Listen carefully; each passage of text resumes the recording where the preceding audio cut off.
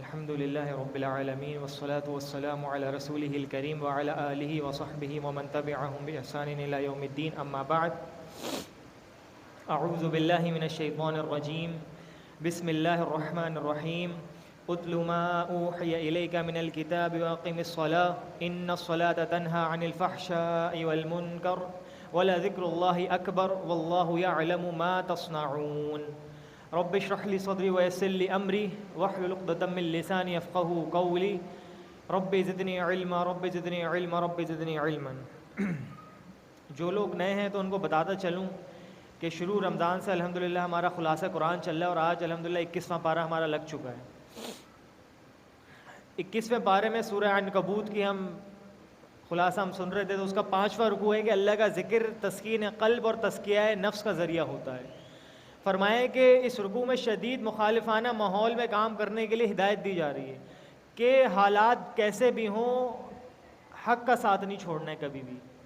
جس طریقے سے ہم 20 پارے الحمدللہ ہم سنتے ہوئے آ گئے، کس طریقے سے مشرکین نے، کفار نے، یہودیوں نے، نصرانیوں نے، عیسائیوں نے مسلمانوں کی مخالفت کری، لیکن مسلمان پیچھے نہیں ہٹے اپنی دعوت سے، اور نبی اکرم صلی اللہ علیہ وسلم کو یہی حکم بار بار اللہ رب العزت کی طرف سے آتا رہا کہ آپ کو حق سے پیچھے نہیں ہٹنا ہے۔ فرمائے کہ پہلی ہدایت یہ ہے کہ اللہ کا ذکر کرتے رہو۔ اللہ کے ذکر کا حصول کیا ہوتا ہے؟ اس سے دل کو تسلی اور سکون ملتا ہے۔ اللہ نے فرمایا الا بذکر اللہ تطمئن القلوب، کیا نہیں ملتا دلوں کو سکون اللہ رب العزت کے ذکر سے؟ بلا، کیوں نہیں ملتا؟ بے شک۔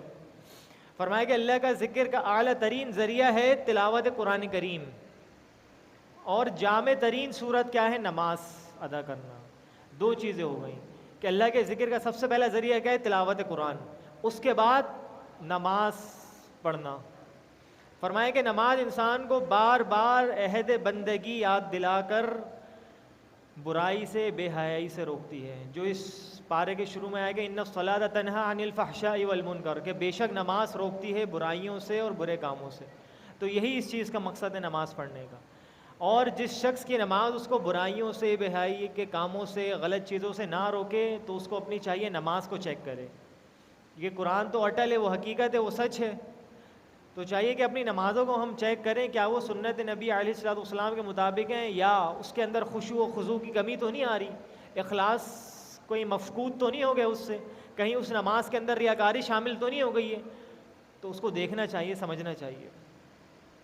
رکوع نمبر 6 پہ فرمائے کہ ہجرت کا حکم اور فضیلت۔ اس رکوع میں اہل ایمان کو آگاہ کیا گیا کہ اہمیت کسی خطہ زمین کی نہیں ہے، اللہ کی عبادت کی ہے۔ تم لوگ جہاں کہیں بھی ہو اللہ کی عبادت کرنی ہے۔ جس طریقے سے حدیث کے اندر آتے ہیں، نبی علیہ السلام نے فرمایا کہ مجھے 5 چیزوں پر فوقیت دی گئی ہے تمام انبیاء سے۔ اس میں سے ایک چیز یہ بھی ہے کہ اللہ رب العزت نے میرے لیے پوری کی پوری زمین کو مسجدا و طہورا بنا دیا ہے، مسجد بنا دیا اور پوری کی پوری زمین پاک بنا دیا، اللہ کچرا کنڈیاں ان میں نہیں شامل ہیں، اور واش رومز، باتھ روم وغیرہ اس میں شامل نہیں۔ اس کے اندر حدیث کے اندر اس کی باقاعدہ طور پر ایک بات آئی ہے۔ فرمایا کہ اگر کسی علاقے میں اللہ کی عبادت دشوار ہو جائے تو وہاں سے فوراً ہجرت کر لو۔ جس طریقے سے مسلمانوں نے ہجرت کری تھی، ہم اپنی باتیں کر رہے ہیں، ہندوستان کو چھوڑ کر مسلمان آئے تھے پاکستان میں اسی لیے کہ کھل کر اللہ رب العزت کی عبادت کر سکیں گے، کھل کر اللہ اکبر کا نعرہ لگا سکیں گے، کھل کر لا الہ الا اللہ محمد الرسول اللہ کہہ سکیں گے۔ لیکن آج بالکل یہاں پہ جیسی آئے ویسے الٹ ہونے لگی، ہر چیز برعکس ہوتا ہے، اس کے اپوزٹ ہوتی ہیں چیزیں۔ تو یہ تو ہم نے مخالفت کری اللہ رب العزت سے، ہجرت بھی کری، لیکن ہجرت کا پتہ ثواب آپ کو اتنا بڑا ہے کہ اللہ رب العزت پچھلے جو تمام گناہیں چھوٹے بڑے جو بھی اللہ سب معاف فرما دیتے ہیں ہجرت کی بدولت۔ آج ہم تو بالکل اس کے الٹے کام کر رہے ہیں۔ ہجرت تو ہم نے کری، ہم سب نے، ہمارے آباء و اجداد نے، لیکن جس کلمے کے تحت، جس کلمے کی وجہ سے ہم کو یہ پاکستان ملا تھا، بالکل آج یہاں پہ الٹے کام ہو رہے ہیں۔ ذمہ دار کون ہے؟ میں اور آپ ہی ہیں۔ کوئی باہر کی کوئی چیز ذمہ دار نہیں ہے۔ میں نے عمل کرنا چھوڑ دیا ہے اس دین کے اوپر، جس وجہ سے آج مجھے یہ رسوائی اور ذلت کا سامنا کرنا پڑ رہا ہے۔ عمل تو کرتا ہوں، لیکن اب جیسے ہم سنتے میں آئے نا کہ اللہ رب العزت کو ایسا عمل پسند نہیں ہے جو تھوڑا تھوڑا بالکل آدھا تیتر آدھا بٹیر، ایسا نہیں ہے۔ بننا ہے تو اللہ کے پورے بن جائیں، ورنہ بھی شیطان کا دروازہ تو کھلا ہوا ہے۔ رکوع نمبر 7 میں فرمائیں کہ دنیا کی زندگی محض ڈرامہ ہے، صرف اور صرف کچھ نہیں ہے۔ فرمائیں کہ اس رکوع میں آگاہ کیا کہ دنیاوی زندگی ایک ڈرامہ ہے کہ جس کا دورانیہ محدود مدت تک ہے۔ صرف بندہ آتا ہے 60 سال 70 سال 75 80، جس کو اللہ دیتے ہیں 90 سال 95 سال جی جاتا ہے۔ ہم تو بہت کم سنتے ہیں جس کی 90 80 95 عمر ہو، پہلے تو ہو بھی جاتی تھی لیکن اب ایسا نہیں ہے۔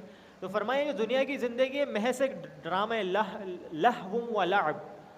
لعب ہوتا ہے کہ بچپن لائف کے اندر گزرتا ہے، لہو ہوتا ہے دنیا کی رنگینیوں کو دیکھتا رہتا ہے۔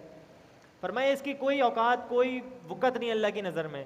مختلف افراد اپنا اپنا کردار ادا کرتے رہتے ہیں۔ ایک شخص آتا ہے، اس نے اپنی زندگی گزاری، اس دنیا سے جو بھی حاصل کرنا تھا کرا اور چلا گیا یہاں سے۔ ہاں، کامیاب ترین شخص وہ ہے جس کی دنیا بھی سنور گئی اور آخرت بھی، کہ اس نے آیا اس دنیا کے اندر اللہ اور اس کے رسول کی اطاعت کری، اپنی پوری زندگی اللہ کی اطاعت میں گزار دی۔ صحیح بخاری کے اندر حدیث ہے، نبی علیہ السلام نے فرمایا کل قیامت کے دن اللہ رب العزت 7 لوگوں کو اپنے عرش کے سائے تلے جگہ فرمائیں گے۔ ان میں سے ایک کون ہے؟ الشاب النشأ فی عبادت اللہ، او کما قال، ایسا نوجوان ہوگا جس کی ساری زندگی اللہ اور اس کے رسول کی اطاعت میں گزری۔ اللہ میں ایسی زندگی عطا فرمائے۔ فرمائے کہ ایسا نوجوان جس کی ساری کی ساری تمام کی تمام زندگی کس پہ؟ اللہ اور اس کے رسول کی اطاعت پہ گزری۔ یہی اللہ کو مقصود ہوتا ہے۔ آج جو ہم سب کہتے ہیں نا، اکثریت یہی کہتی ہے کہ بھائی عبادت کا جو ٹائم ہے نا وہ کب شروع ہوتا ہے؟ 50 سال 55 سال کے بعد۔ یہ چیز غلط ہے بالکل۔ اور لوگوں کا یہ نظریہ بھی بن چکا بھی حج بھی کرنا ہے نا، ہر چیز سے ریٹائر ہو جائیں، ہر چیز سے فارغ ہو جائیں، پھر جا کے حج کریں گے۔ نہیں، حج تو بڑی ایک کٹھن اور محنت والی عبادت ہے۔ اب تو ظاہر سی بات ہے بوڑھا ہو کے جائے گا، اس کے پاس کچھ بچا ہی نہیں ہے کرنے کو، اس دنیا کے اندر ساری عیاشیاں کر کر آ چکا ہے، اب اللہ کے دربار میں جانے کا حق تو بنتا ہے، ظاہر سی بات ہے۔ لیکن اللہ کے پاس اس وقت جانا ہے جب اس دنیا کے اندر ان جھمیلوں میں پھنسا ہوا انسان، اس وقت نکالنا ہے اللہ کے لیے۔ جس طریقے سے صحیح بخاری کے اندر آتا ہے، حدیث قدسی ہے، اللہ کے نبی علیہ السلام نے فرمایا، اللہ رب العزت فرماتے ہیں کہ ابن آدم تو اپنے آپ کو میرے لیے فارغ کر دے، بالکل میری عبادت کے لیے، مطلب تو میں تیری زندگی سے جو سارے جھمیلے ہیں، مشکلات ہیں، کمیاں ہیں، کوتاہیاں، سب کو ہٹا دوں گا، لیکن شرط یہاں پہ یہ ہے کہ اپنے آپ کو اللہ کی عبادت کے اندر لگانا ہے۔ فرمایا کہ آخرت میں بدلہ دنیا میں اچھے یا برے کردار کے اعتبار سے ملے گا۔ جو شخص سیدھی بات ہے، کوئی فارمولا یہاں پہ اتنا بڑا نہیں لگ رہا، میتھس کا، کیمسٹری کا، فزکس کا۔ اللہ نے کہہ دیا کہ بھئی جو اچھے عمل کر کے لے کر آئے گا اس کے لیے جنت ہے، جو برے عمل کرے گا اس کے لیے کیا ہے؟ جہنم ہے۔ تو ہر چیز یہاں پہ کھول کے بیان ہو چکی ہے، اب اس کو اپنانا، اس کو چھوڑنا وہ میرے اور آپ کے پاس ہے، اختیار میں۔ سورۃ الروم یہاں سے شروع ہوتی ہے کہ اللہ کی نعمتوں اور قدرتوں کا بیان، اس کا جو موضوع ہے۔ رکوع نمبر 1 پہ فرمایا کہ مسلمانوں کے لیے خوشخبری۔ اس رکوع میں بیان کیا گیا ہے کہ سرزمین فلسطین میں آتش پرست ایرانیوں نے اہل کتاب رومیوں کو شکست سے دوچار کر دیا۔ پھر مشرکوں کی کامیابی پر مشرکین مکہ خوش ہونے لگے اور مسلمان غمگین۔ مشرکین مکہ یہ سوچنے لگے جس طریقے سے ان لوگوں نے رومیوں کو نست و نابود کر دیا، ہم بھی مسلمانوں کو ایسے ہی کر دیں گے۔ لیکن اس کا جو اس صورت کا نازل کرنے کا مقصد تھا، اس کا جو موضوع تھا، اصل میں مسلمان ہی تھے، کہ ان کو یہ خوشخبری دی گئی تھی کہ تم لوگ ہی غالب آنے والے ہو، غلبت الروم، تم لوگ ہی غالب آنے والے ہو، انڈائریکٹلی بتایا گیا تھا۔ اور یہ خوشخبری کب سامنے آئی؟ بدر کے موقع پر، کہ 3 گنا زائد فوج تھی مشرکین کی، 3 گنا بڑی، 313 مسلمان اور اوپر سے ہزاروں کی تعداد میں وہ 3 گنا بڑی فوج۔ مسلمانوں نے ان کو ڈھیر کر دیا، گردنیں اڑاتے رہے، اور بڑے بڑے سرداروں کو جس طریقے سے ہم سنتے ہوئے آ چکے ہیں، قلیب بدر میں صحابہ نے لا کے پھینکا، بدر کا جو کنواں تھا اس میں نبی اکرم صلی اللہ علیہ وسلم نے ان سے ارشاد فرمایا۔ تو یہ سب چیزیں ہم سن کے آ چکے ہیں۔ فرمایا رکوع نمبر 2 پہ روز قیامت کیا ہوگا۔ اس رکوع میں بتایا گیا ہے کہ روز قیامت تمام انسان اپنے اپنے اعمال کے اعتبار سے 2 گروہوں میں تقسیم ہو جائیں گے۔ کوئی من گھڑت معبود ان کی سفارش نہیں کرے گا، بلکہ وہ خود بھی اپنے خود ساختہ معبودوں کا انکار کر دیں گے۔ 2 گروہ میں تقسیم ہونے کا سیدھا مطلب ہے مومنین اور کافرین، بس۔ کافرین کے اندر مشرکین بھی شامل ہیں، منافق بھی شامل ہیں، فاسق بھی شامل ہے، فاجر بھی شامل ہے۔ مومن تو مومن ہی ہے، اس کے دل میں نہ نفاق ہو، نہ منافقت کے کوئی ایسے دھبے بھی نہ ہو، نہ وہ مومن ہوتا بالکل۔ فرمایا 2 گروہ کو اللہ تقسیم کر دے گا کل قیامت کے دن، اور جو لوگ اللہ کے سوا کسی اور کو پکارتے تھے وہ خود ان کی پکاروں کا کل قیامت کے دن انکار کر دیں گے کہ ہم تو جانتے ہی نہیں ہے بھائی نے، ہم نے تو نہیں بولا تھا ان کو پکارنے کو، اور وہ لوگ ندامت سے سر جھکائے جہنم میں پھینک دیے جائیں گے۔ رکوع نمبر 3 پہ فرمایا کہ اللہ کی بے مثال قدرت اور رحمت ہے۔ اس رکوع میں اللہ کی کئی قدرت اور رحمتوں کا ذکر ہے کہ اللہ نے مٹی سے کروڑوں انسانوں کی تخلیق کی جو پوری زمین میں پھیلتے ہوئے ہیں۔ اب ہم دیکھیں نا کتنے سارے انسان ہیں، ہر جگہ ہر کونے کونے دنیا میں انسان بھرے ہوئے ہیں۔ اللہ رب العزت بنانے والی ذات ہے ان کو۔ فرمائے کہ بیوی کو شوہر کے لیے تسکین بخش نعمت عطا فرمائی، کتنی بڑی یہ نعمت ہے۔ میاں بیوی ایک دوسرے کا لباس ہوتے ہیں، ہن لباس لکم وانتم لباس لہن، دونوں ایک دوسرے کا لباس ہیں۔ تو اللہ رب العزت نے دونوں کو ایک دوسرے کے لیے سکون کے لیے بنایا ہے۔ اگر ایک دوسرے سے سکون حاصل نہ ہو تو ہم دونوں کو دیکھنا چاہیے، یہ کسی ایک فرد کا کام نہیں ہوتا۔ میاں بیوی جو دو ہوتے ہیں ان کی ایک کا کام نہیں ہے۔ جس طریقے سے کہتے ہیں کہ گاڑی ہمیشہ چلتی ہے پورے 4 پہیوں سے، یا موٹر سائیکل 2 پہیوں سے چلتی ہے، اگر میں ایک پہ چلانے کی کوشش کروں ظاہر سی بات ہے ایکسیڈنٹ ہوگا یا وہ چلے گی نہیں۔ تو اللہ رب العزت نے دونوں کو برابری ہی اس طریقے سے دی ہے۔ ہاں یہ کہ شوہر کے حقوق اور بیوی کے حقوق میں فرق اس میں بتایا گیا ہے کہ کیا کیا حقوق ادا کرنے دونوں کو۔ تو فرمایا یہ لوگ دونوں ایک دوسرے کے لیے کیا ہے، سکون کا ذریعہ ہے۔ اگر ان سے سکون حاصل نہ ہو تو پھر سوچنے والی بات ہے۔ فرمایا آسمانوں اور زمین کی تخلیق اللہ کی عظیم قدرت کا عظیم شاہکار ہے، بے شمار انسان بولیاں قدرت خدا بندی کا حیران کن منظر ہے۔ یہ بھی اللہ کی طرف سے ایک نشانی ہے۔ مشرکین جو کہتے تھے کہ ہمیں معجزے دکھائیں، تو اتنا بڑا معجزہ موجود تو ہے۔ ہم پاکستان کے اندر ہیں، اردو بولنے والے ہم، آپ مڈل ایسٹ میں چلیں، عرب کے اندر چلیں، وہاں پہ عربی بولی جاتی ہے، اور یہ عربی بھی الگ الگ ہوتی ہے، یہ بھی بات یاد رکھیں۔ سعودیہ کی عربی الگ ہے، کویت کی الگ ہے، ایران کی الگ ہے، عراق کی الگ ہے، ہر کہیں کی الگ الگ عربیاں ہیں۔ باہر آپ چلیں اور کہیں انگلش بولتے ہیں، کہیں اسپینش بولتے ہیں، کوئی فرینچ بولنے والا ہے، تو آپ یہ دیکھیں کون سکھانے والا ہے ان کو، اللہ رب العزت کی ذات، بس اس کے علاوہ کوئی بھی نہیں ہے اس دنیا کے اندر جو یہ سب بولیاں سکھائے، تخلیق ہی اسی کی ہے، تو ظاہر سی بات ہے سکھانے والی ذات بھی وہی ہے۔ رکوع نمبر 4 پہ فرمائیں کہ فطرت کی پکار اور اللہ کی مکمل اطاعت۔ اس رکوع میں آگاہ کیا گیا کہ انسان کی فطرت میں اللہ کی معرفت، اس سے لو لگانے کی خواہش اور صرف اسی کی اطاعت کرنے کا جذبہ رکھ دیا گیا ہے۔ کبھی آپ دیکھیں نا یہ انسان کی فطرت میں چیز ہوتی ہے، اس کا جو موضوع ہے کہ فطرت کی پکار کا، فطرت وہ چیز ہوتی ہے جو اندر ہوتی ہے انسان کے۔ کبھی مشرکین مکہ کے ساتھ بھی ایسا ہی تھا۔ اللہ نے ان کا تذکرہ کرتے ہوئے فرمایا جب یہ لوگ سفر کے لیے نکلتے، کوئی سمندری سفر ہوتا، جب وہاں پہ موجیں اڑنے لگتی، ان پہ آنے لگتی، فوراً اللہ کو وحدہ لا شریک کہہ کے پکارنے لگتے، اور جیسے ہی خشکی پر اترتے یکایم ایک دوسرے کے ساتھ شرک کرنا شروع کر دیتے۔ تو یہ انسان کی فطرت ہوتی ہے، جب بھی کوئی سخت مشکل آ جاتی ہے نا، پھر اس کو کوئی دربار، کوئی مزارات، کسی کا در یاد نہیں آتا ہے تو کیا یاد آتا ہے، اللہ رب العزت کی ذات یاد آتی ہے صرف اور صرف۔ یہ سب ہم دیکھ چکے ہیں، ہم سب کے ساتھ بھی یہ ہوتا رہتا ہے، بھلے سے میں بولتا رہوں اپنی زبان سے کہ میں اس کی عبادت کرتا ہوں، اس کی کرتا ہوں، اس کے، لیکن اصل عبادت کا حقدار کون ہے، صرف اور صرف اللہ رب العزت کی ذات ہے، بس اس کے علاوہ کوئی حقدار نہیں ہے۔ فرمایا کہ انسان کے باطن میں برائی کرنے سے خلش پیدا ہوتی ہے اور نیکی کرنے سے اس کو خوشی محسوس ہوتی ہے۔ کبھی آپ دیکھیں اگر ایک سلیم الفطرت انسان ہوگا، فطرت پر ہوگا، تو جب بھی وہ کوئی برائی کرے گا نا اس کے دل میں کھٹکا لگا رہے گا، یہ برائی ہو گئی ہے، اب کس طریقے سے میں کروں گا اللہ سے توبہ، کیوں، کیا وجہ، اس کے دل کے اندر ایمان موجود ہے۔ نبی علیہ السلام نے فرمایا جب بندہ مومن زنا کرتا ہے تو وہ جو اس وقت جب وہ زنا کر رہا ہوتا ہے تو ایمان اس کے اندر سے نکل کر اس کے اوپر کھڑا ہو جاتا ہے چھتری بن کے، صحیح حدیث کے اندر موجود ہے، اور اس سے بولتا ہے کہ تب کب تو اس کام سے اپنے ہٹے اور میں تیرے اندر دوبارہ داخل ہو جاؤں۔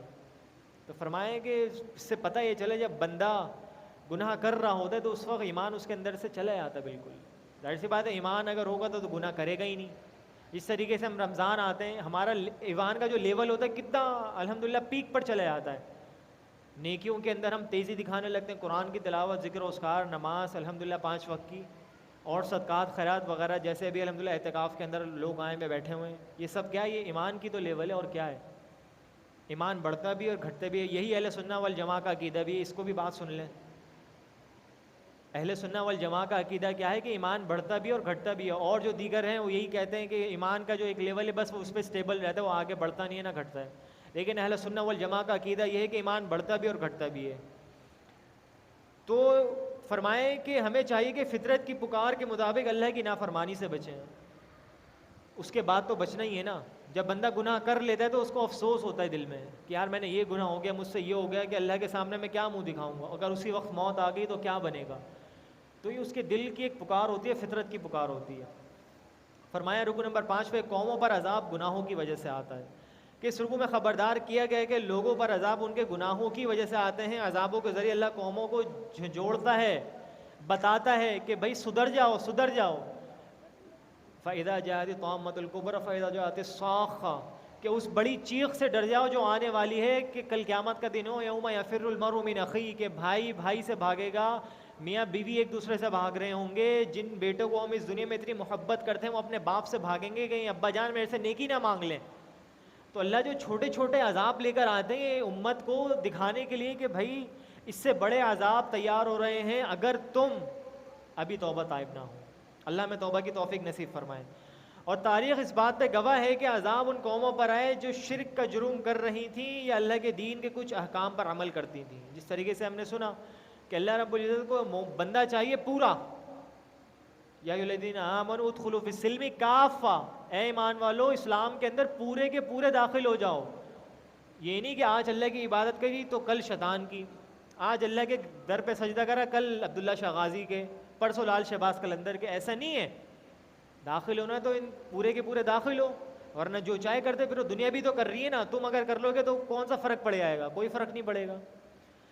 رکو نمبر 6 پہ فرمایا کہ اللہ کی قدرت اور بندے کی بے بسی کیا ہے. اب بتایا کہ انسان کو یاد دلایا گیا ہے کہ اللہ نے اسے لاچار و کمزور پیدا کیا گیا ہے. وَخُلِقَ الْإِنسَانُ عَجُولًا، کہ انسان کو ہم نے بڑی عجلت پرست پیدا کیا ہے، بڑا جلدی کہ ہر چیز میں وہ جلدی دکھاتا ہے. وَخُلِقَ الْإِنسَانُ ضَعِيفًا، انسان کو ہم نے بڑا ہی ضعیف پیدا کرا ہے، بڑا ہی کمزور پیدا کرا ہے. فرمائیں گے پھر رفتہ رفتہ اسے قوت اور توانائی ملتے. دیکھیں نا اب اس طریقے سے نومولود بچہ ہوتا ہے، کچھ نہیں کر پاتا، بس ہاتھ پیر ہلا رہا ہوتا ہے، وہ بھی بہت تقریباً 15-20 دن بعد جا کے اس کی صحیح چیزیں ہوتی ہیں. تو رفتہ رفتہ آہستہ آہستہ وہ بڑا ہوتا ہے، اس کے اندر اللہ رب العزت اس کی ہڈیوں کو بڑھاتے ہیں، اس کے جسم کو بڑھاتے ہیں، اس کے دماغ کو بڑھاتے ہیں، سماعت اس کی صحیح کرتے ہیں، اس کی آنکھوں کی بصارت ٹھیک کرتے ہیں، بولنے کی اس کو طاقت عطا فرماتے ہیں. یہ سب چیزیں رفتہ رفتہ آہستہ اللہ رب العزت عطا کرتے ہیں. تو اللہ نے فرمایا کہ بھئی جو کرنے والی ذات ہے کس کی ہے؟ ایک اللہ وحدہ لا شریک کی ہے. لیکن پھر بھی انسان سمجھتا نہیں ہے، غور و فکر نہیں کرتا، اور پھر مطالبے کرتے ہیں ہم کہ اللہ ہمیں کوئی معجزہ کیوں نہیں دکھاتا. یہ انسان اتنا بڑا معجزہ اللہ کی طرف سے، اتنی بڑی نشانی ہے کہ اس کی تخلیق سے پہلے وہ کچھ بھی نہیں تھا، کچھ بھی نہیں تھا، کوئی اسے جانتا نہیں تھا. لیکن اللہ رب العزت نے اس کی تخلیق کری تو انسان کی شکل میں آ گیا. فرمائے کہ بلا شبہ انسان پورا کا پورا اللہ ہی کے اختیار میں ہے. وہ کچھ بھی کر لے، کہیں پہ بھی چلے آئے، جتنے بڑے سے بڑی اس کو پاور مل جائے، لیکن وہ اللہ کے ہاتھ میں اس کا اختیار ہے. اللہ چاہے تو ابھی اس کو موت دے دے. بڑے بڑے ایسے فرعونوں کو اللہ نے نیست و نابود کر دیا، قارونوں کو نیست و نابود کر دیا. بہت تکبر اور ایذا پہنچائی لوگوں کو. تو اللہ رب العزت جب کرنے پہ آتے ہیں تو اس کو کوئی، اللہ کو کوئی روکنے والے نہیں ہے. فعال لما یرید، وہ جو چاہتا ہے کر دیتا ہے. سورہ لقمان اب یہاں سے شروع ہوئی کہ اس کا جو موضوع ہے علم و حکمت کا خزانہ. رکوع نمبر 1 پہ فرمایا کہ مواد پرست، مفادات پرست عناصر کی سازش یہاں پہ بیان ہوئی. کہ اس رکوع میں بیان کیا گیا کہ قرآن کریم ان بندوں کے حق میں ہدایت اور رحمت ہے جو نماز قائم کرتے ہیں، زکوٰۃ ادا کرتے ہیں اور آخرت پر جواب دہی کا پورا یقین رکھتے ہیں. یا آپ دیکھیں اللہ رب العزت کا بار بار بتانے کا مقصد یہاں پہ یہی ہے کہ اللہ اور اس کے رسول اور آخرت پر ایمان لاؤ، کیونکہ آخرت ہی اصل زندگی ہے، آخرت ہی اصل زندگی ہے. تو اسی لیے اللہ رب العزت بار بار اس کو دہراتے ہیں، ریویژن کرواتے ہیں انسان کو کہ کہیں یہ بھول جائے نا تو اس کو بار بار یاد آ جائے. ابھی ہم دیکھیں 20 الحمدللہ بار ہو چکے ہیں، ہم یہ کیا سنتے ہیں؟ یہی 2 چیزیں سنتے ہوئے ہیں، اللہ پر اور آخرت پر. اللہ آخرت پر ایمان لے کر ہو بس. فرمائے کہ بلا شبہ ایسے ہی لوگ روز قیامت سرخرو ہونے والے ہیں. لوگوں میں سے ایسے مجرم بھی ہیں جو کھیل تماشے اور غافل کرنے والی دیگر سرگرمیوں میں ملوث رہتے ہیں، اس دنیا میں لگے ہوئے، اس دنیا کے چکروں میں. اب آپ دیکھیں اللہ رب العزت کی طرف سے توفیق ملی ہے، جو اعتکاف معتکفین ہے، چاہے وہ مرد ہوں عورت، کہ اللہ رب العزت نے ان لوگوں کو دنیاوی معاملات سے ہٹا کر، جھنجھٹوں سے ہٹا کر اپنی مسجد میں آنے کی توفیق عطا فرمائی۔ ورنہ آپ دیکھیں ابھی آپ یہاں سے نکل جائیں، جو معتکفین نہیں ہیں، جو اعتکاف نہیں کر رہے، پاپوش کی آپ بات ہی لے لیں نا، ہمارے جو پاپوش ہے، ابھی آپ اس میں آپ نکلیں گے قدم رکھنے کی جگہ نہیں ملے گی آپ کو، بھری پڑی ہوں گی مارکیٹیں۔ مسجدوں کا آپ حال دیکھیں، کیا مسجدوں کا حال ہوا ہوا ہے۔ یہ صرف ہماری مسجد کی بات نہیں ہے، تمام مساجد کا یہ حال ہوا ہوا ہے۔ اصل میں اب عید قریب آ رہی ہے نا، شیطان کے کھلنے کا ٹائم آ رہا ہے، لیکن ہم لوگ سمجھتے یہ نہیں ہے کہ شیطان تو کرواتا ہی کرواتا ہے، وہ صرف اشارہ کرتا ہے، لیکن کرنے والی ذات کس کی ہے؟ خود میری ہے، خود میری ہے۔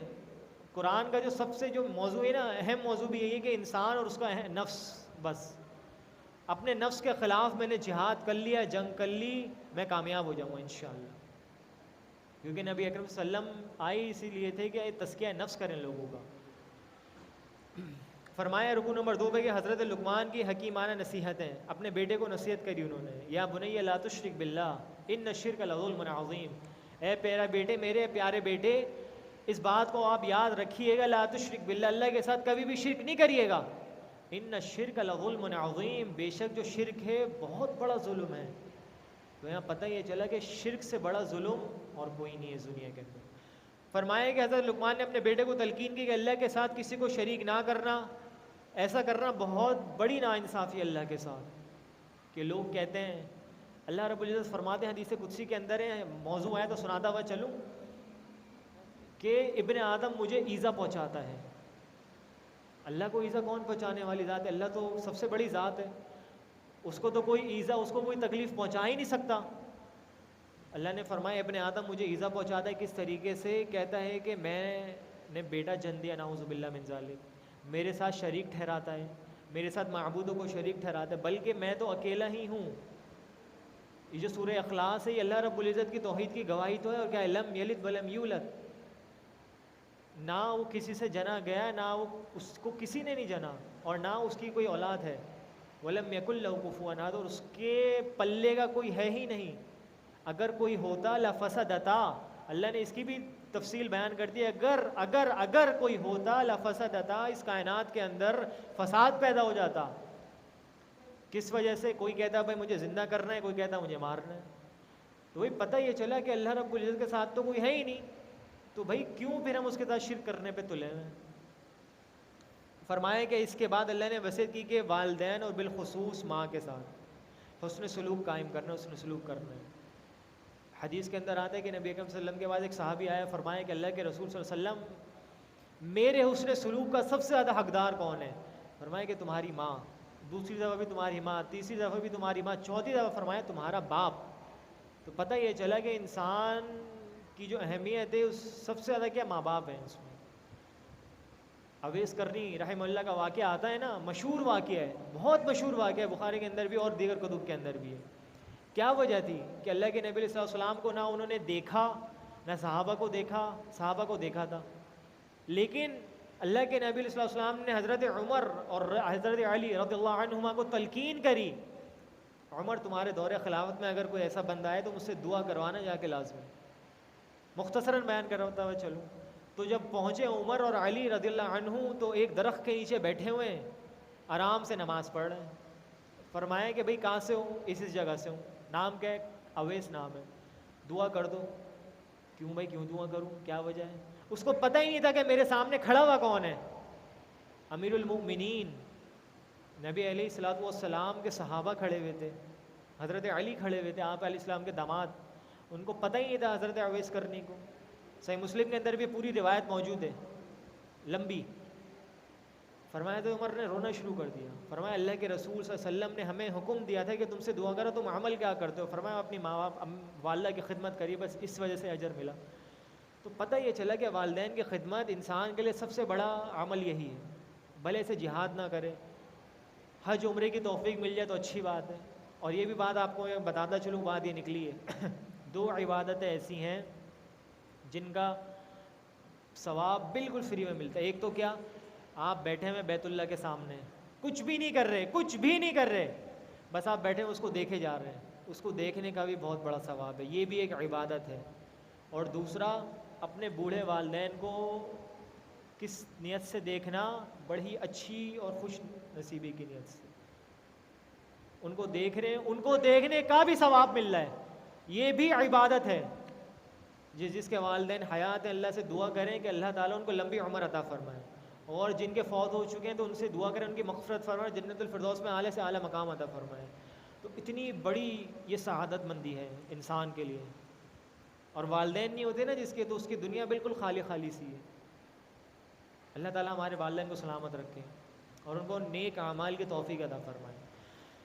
فرمائے کہ اگر والدین شرک پر مجبور کریں تو ان کی بات نہ مانو، لیکن ان کی خدمت کرتے رہو. دیکھیں ہم قرآن نے کتنے اچھے طریقے سے بیان کیا. ابراہیم علیہ السلام کا ہم نے واقعہ سنا تھا نا، یا ابتی یا ابتی یا ابتی، اے پیارے ابا جان، اے پیارے ابا جان، اے پیارے ابا جان، نہیں کریں نہیں کریں نہیں کریں. ابا نے کیا جواب دیا؟ لَأَرْجُمَنَّكَ لَإِن لَّمْ تَنْتَهِ لَأَرْجُمَنَّكَ، اگر تو اپنی اس حرکت سے باز نہیں آیا تو تجھے میں رجم کر دوں گا اور گھر سے باہر نکال دوں گا. قال سلام علیک ساستغفر لک ربی. صحیح ہے، آپ پر اللہ کی سلامتی ہو، میں تو آپ کے لیے استغفار ہی کرتا رہوں گا، بس مجھے حکم ہی یہی دیا گیا ہے. تو فرمایا کہ اگر والدین شرک پر مجبور کریں تو ان کی بات نہیں ماننی ہے شرک کی لحاظ سے بس. ہاں ان کی خدمت کرتے رہنی ہے ہمیشہ، چاہے والدین کافر ہی کیوں نہ ہو بس. فرمایا تو لقمان نے مزید فرمایا کہ اے میرے بیٹے یاد رکھو کہ اعمال محفوظ کیے جا رہے ہیں اور ان کا نتیجہ ظاہر ہو کر رہے گا. نماز قائم کرو، نیکی کا حکم دو، برائی سے روکو اور مخالفت پر صبر کرو. رکوع نمبر 3 پہ فرمایا کہ اللہ کی بلند شان کیا ہے. یہاں پہ فرمایا کہ اس رکوع میں آگاہ کیا گیا اللہ نے بندوں پر ظاہری و باطنی عنایات کی انتہا کر دی ہے کہ اللہ کی نعمتیں اتنی ہیں انسان کے اوپر، چاہے وہ ظاہری طور پر ہو باطنی طور پر ہو، لیکن انسان سمجھتا نہیں ہے تو اس کو چاہیے کہ اس کو سمجھے. فرمایا رکوع نمبر 4 پہ کہ ڈرو یوم حساب سے، قیامت کے دن سے، کہ اس دن جب باپ بیٹے کے اور بیٹا باپ کے کام نہ آ سکے گا، جس سے ابھی ہم نے بیان کیا یوم یفر المرء من اخیہ وامہ وابیہ. اللہ کا یہ وعدہ سچا ہے، کہیں تمہیں دنیا کی زندگی غافل نہ کر دے، کہیں شیطان تمہیں اللہ کے بارے میں دھوکے میں نہ ڈال دے کہ وہ غفور رحیم ہے. یہ بھی ہم نے بات پیچھے آ چکی ہے پیچھے موضوع میں، کہ انسان بس یہی سمجھ کے گناہ کرتا رہتا ہے کہ اللہ بڑا غفور ہے، رحیم ہے، بڑا ہی ستیر ہے. تو بھائی سوچنا یہ چاہیے اللہ قہار بھی ہے، جبار بھی ہے، غفور تو ہے، وہ ودود بھی ہے، بہت پیار کرنے والی ذات بھی اسی کی ہے. اپنے بندوں سے سب سے زیادہ پیار کرنے والا اللہ رب العزت، اس کے علاوہ کوئی نہیں پیار کر سکتا. والدین کی بھی ایک حد ہوتی ہے، آپ یہ یاد رکھیں. اس دنیا میں جو انسان سے سب سے زیادہ محبت کرنے والی ذات ہے کس کی ہے؟ والدین کی ہے. ظاہر سی بات ہے ہر والدین کو اپنے بچے پیارے ہوتے ہیں، لیکن اس کو آپ یاد رکھیں اللہ رب العزت والدین سے بھی زیادہ اپنے بندوں سے پیار کرتا ہے. یہ حدیث نہیں ہے، ایک قول ہے کسی کا کہ بندہ اپنی اللہ رب العزت اپنے بندوں سے 70 ماؤں سے زیادہ پیار کرنے والا ہے. ایک ماں کتنا پیار کرتی ہے اپنے بچے کو، چاہے وہ بیٹا ہو یا بیٹی ہو، کوئی اس کی حد نہیں ہوتی، مارتی ہے ڈانٹتی ہے لیکن اس کے اندر بھی اس کا پیار شامل ہوتا ہے. تو 70 ماؤں سے زیادہ پیار کرنے والی ذات ہے وہ اللہ رب العزت کی، اور ہم اسی کی نافرمانی میں مسلسل لگے ہوئے ہیں. ناانصافی نہیں ہے، ناشکری نہیں ہے اس کی، ظلم نہیں ہے اس کے ساتھ. پھر اس سے ہی مانگتے ہیں کہ ہمیں تو بیٹے عطا فرما، تو ہمیں دولت دے، ہمیں تو رزق عطا فرما، ہمیں یہ دے وہ دے. اور جب اطاعت کا ٹائم آتا ہے تو سب سے پیچھے میں کھڑا ہوتا ہوں. سورۃ السجدہ یہاں شروع ہوتی ہے. رکوع نمبر 1 پہ فرمائے کہ اللہ قرآن اور انسان کی عظمت یہاں بیان ہوئی ہے کہ پہلے رکوع میں اعلان کیا گیا قرآن بلا شبہ اللہ کا کلام ہے، اس کا مقصد نزول انسانوں کی ہدایت ہے. بس اللہ نے کائنات 6 مراحل میں بنائے اور اس کائنات کا نظام بھی چلا رہا ہے. انسانوں کے اللہ کے سوا کوئی مددگار اور مشکل کشا نہیں ہے. رکوع نمبر 2 پہ فرمایا کہ مومن اور فاسق برابر نہیں ہو سکتے. فرمایا کہ روز قیامت مجرم اللہ کے سامنے گھٹنوں کے بل گرے ہوئے فریاد کریں گے کہ ہمیں دوبارہ دنیا میں بھیج کر اصلاح کا موقع دیا جائے. جو یہ ساری باتیں زمن میں آ چکی ہیں، پیچھے ہم بات کر کے آ چکے ہیں کہ جب مجرمین اللہ کے سامنے آئیں گے تو بس ایک ہی ان کی خواہش ہوگی کہ ہمیں اللہ ایک دفعہ بھیج دے، ایک دفعہ بھیجے اس دنیا کے اندر، لعلی اعمل صالحا، کہ میں اچھے اعمال کر آؤں گا، واکم من الصالحین، اور اچھے لوگوں میں شامل ہو جاؤں گا. اللہ فرمائیں گے نہیں، ابھی نہیں ہو سکتا، جو میں نے مہلت دی تھی اپنے رسول بھیجے تھے اسی لیے بھیجے تھے. رکوع نمبر 3 پہ فرمایا کہ امانت کا اعزاز کس سے حاصل ہوتا ہے؟ امامت کا. فرمایا کہ حضرت موسیٰ کو بنی اسرائیل کی ہدایت کے لیے کتاب عطا فرمائی، ان میں سے کچھ سعادت مندوں کو امامت کی منصب پر فائز کیا. انہیں یہ سعادت اسی لیے ملی کہ انہوں نے صبر عن الدنیا کیا، صبر کیا اور اس دنیا سے بے رغبتی اختیار کری. اب سورۃ الاحزاب یہاں پہ شروع ہوتی ہے کہ دو سخت احکام میں شریعت یہاں پہ سب سے پہلے آئے ہیں. بہت یہ اچھی صورت ہے, اس کو گھر جا کے اس کا ترجمہ پڑھیے گا, بہت سارے احکامات اس کے اندر موجود ہیں. فرمائے کہ ایسے سخت احکام دیے گئے ہیں کہ جن کے حوالے سے کفار و منافقین کی طرف سے شدید مخالفت کا اندیشہ تھا. پہلے رکوع میں نبی اکرم صلی اللہ علیہ وسلم کو جلالی اسلوب میں تلقین کی گئی کہ آپ صلی اللہ علیہ وسلم احکام شریعت پر ڈٹے رہیں اور کفار و منافقین کے دباؤ قبول نہ کریں. کفار یہ کہتے تھے کہ ایک دن آپ ہمارے رب کی عبادت کریں, ہم آپ کے رب کی کریں گے. اللہ رب العزت نے پہلے اس کا انکار کر دیا, ایسا نہیں ہو سکتا بالکل بھی. کرنی عبادت ہے تو اللہ کی کرو, ورنہ انتظار کرو عذاب کا. پہلا سخت حکم یہ تھا کہ زہار کی کوئی حیثیت نہیں. اب زہار یہاں پہ سمجھ لیں کہ مسئلہ ہے تو بیان کرتے ہوئے چلیں. زہار یہ ہوتا تھا دور جاہلیت میں, اگر ایک میاں بیوی ہیں, میاں اپنی بیوی کو کہہ دے انت علیہ کظہر امی, کہ تو میرے لیے گویا کہ میری ماں کی طرح ہے, تو دور جاہلیت میں طلاق ہو جاتی تھی, طلاق تصور کی جاتی تھی.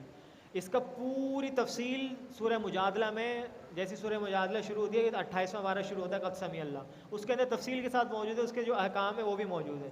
تو فرمایا کہ یہاں پہ زہار کی کوئی حیثیت ہی نہیں ہے, کہ لوگ جو کہتے تھے کہ بھئی تو میری بیوی جو ہے نا میری ماں کی طرح, اس کی کوئی حیثیت نہیں ہے. بیوی بیوی ہوتی ہے اور ماں وہی ہے جس نے اس کو جنا ہے. دوسرے یہاں پہ احکام ظاہر ہوا ہے کہ منہ بولے بیٹی کی کوئی حیثیت نہیں ہے. اب یہاں آج کل ہوتے ہیں نا کہ چھیپا سے اٹھا کے لیا, عیدی سے اٹھا کے لیا, وہی پال لیں, وہی پال لیں, اچھی بات ہے, لیکن پردے کے احکام اپنی جگہ ہیں, سارے احکامات اپنی جگہ آئیں گے. پھر اس کی کوئی حیثیت نہیں ہے, اس بات کو بھی یاد رکھیے گا. اس کو وراثت وغیرہ کچھ نہیں ملے گی, ٹھیک ہے نا, اور اس کو آپ اپنا نام بھی نہیں دے سکتے.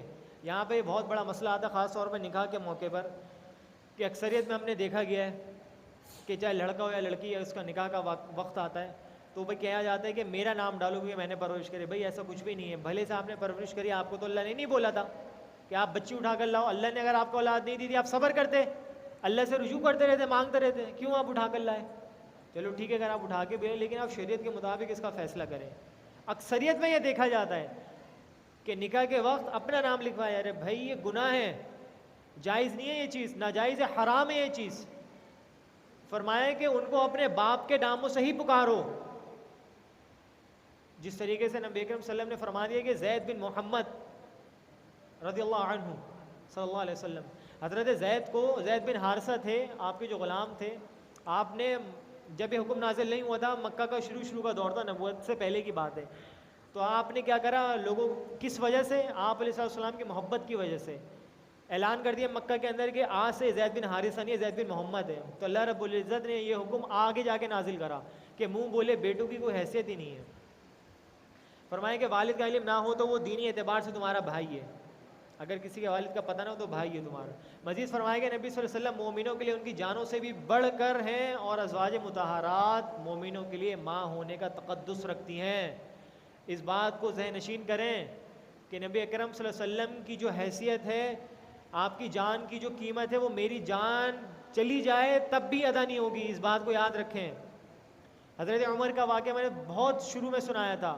حضرت عمر رضی اللہ عنہ, اللہ کے نبی السلام چل لیں, اللہ کے رسول نے پوچھا کہ عمر کتنی محبت ہے, فرمایا کہ اللہ کے نبی علیہ السلام مجھے اپنی جان سے زیادہ آپ عزیز ہیں, پوری دنیا سے الا میری جان سے زیادہ. فرمایا عمر ایسے بات نہیں کرے گی, بنے گی. فرمایا حضرت عمر نے, اللہ کے نبی علیہ السلام اب مجھے آپ اپنی جان سے بھی زیادہ عزیز ہو گئے. آپ نے فرمایا الآن یا عمر, عمر اب بات بنی ہے. تو پتہ یہ چلا مومنین کی جان کوئی حیثیت نہیں رہتی اللہ کے رسول کے آگے.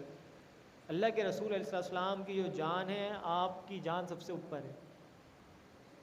جو صحابہ کہتے تھے نا فداؤ کا ابی و امی یا رسول اللہ, آپ علیہ السلام آپ پر ہمارے ماں باپ قربان ہو, ہم آپ پر قربان ہو جائے, ہمارے بیوی بچے آپ پر قربان. اس کا کیا مقصد؟ یہی مقصد ہے اس کا. تو اللہ نے اس کی بڑی جلالی اسلوب میں اس کو بتایا گیا ہے. رکوع نمبر 2 پہ فرمایا کہ غزوہ احزاب منافقوں کا طرز عمل.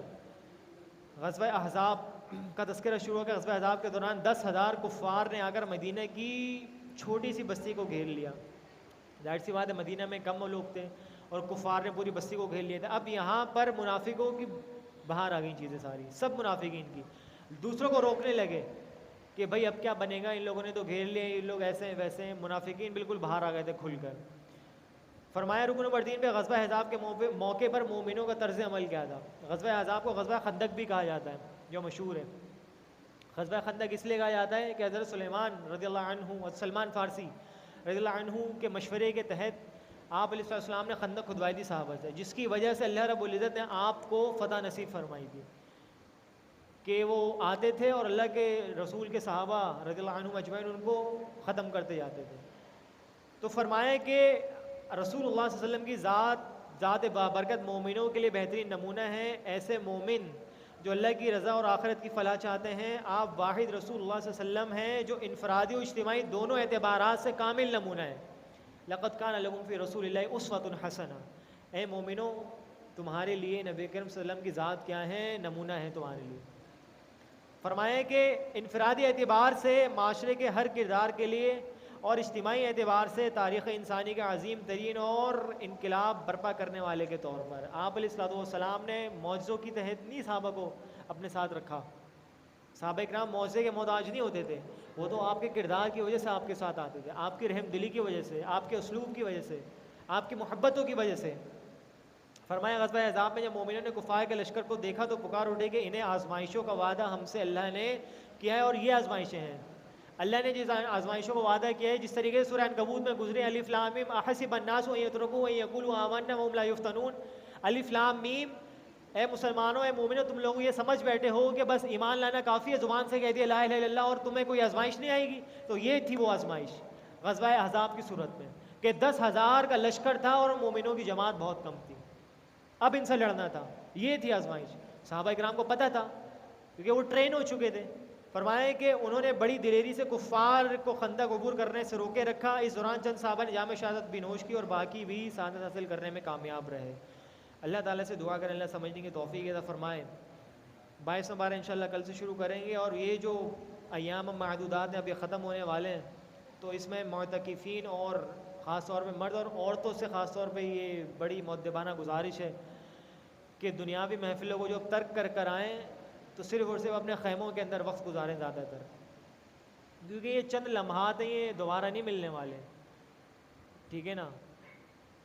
تو ان کے اندر جتنی ہو سکے عبادات کریں، اور خاص طور پہ اپنے خیمے کے اندر کریں تو بہت بہت ہی بہتر ہے، افضل بلکہ یہی ہے۔ کیونکہ حدیث کے اندر آتا ہے نبی اکرم صلی اللہ علیہ وسلم جب اعتکاف کرتے تو صحابہ کرام کو پتہ ہی نہیں ہوتا تھا آپ کے جو 10 دن ہیں ان کے معاملات کیا ہیں۔ حدیث میں ہمیں کچھ خاص نہیں ملتا ایسا، آپ کے آخری 10 دنوں کے معمولات کیا ہوتے تھے نہیں پتہ ہوتا تھا۔ تو پتہ یہ چلا آپ علیہ السلام بالکل الگ تھلگ ہو کر اللہ کی عبادت کرتے تھے خشوع و خضوع کے ساتھ۔ ہاں قیام اللیل ہوتا ہے مسجد میں تو چاہیے کہ پڑھ لیں، اچھی بات ہے، نہ پڑھیں تو اپنے خیمے کے اندر پڑھتے ہیں، کوئی ایسا نہیں، ضروری نہیں ہے کہ جماعت کے ساتھ ہی آپ پڑھیں، کیونکہ یہ اعتکاف ہے انفرادی عبادت، اس چیز کو یاد رکھیں، اجتماعی عبادت نہیں ہے یہ اعتکاف، انفرادی عبادت ہے یہ۔ اللہ سے دعا کریں اللہ تعالیٰ سمجھنے کی توفیق عطا فرمائے۔ وما علینا الا البلاغ۔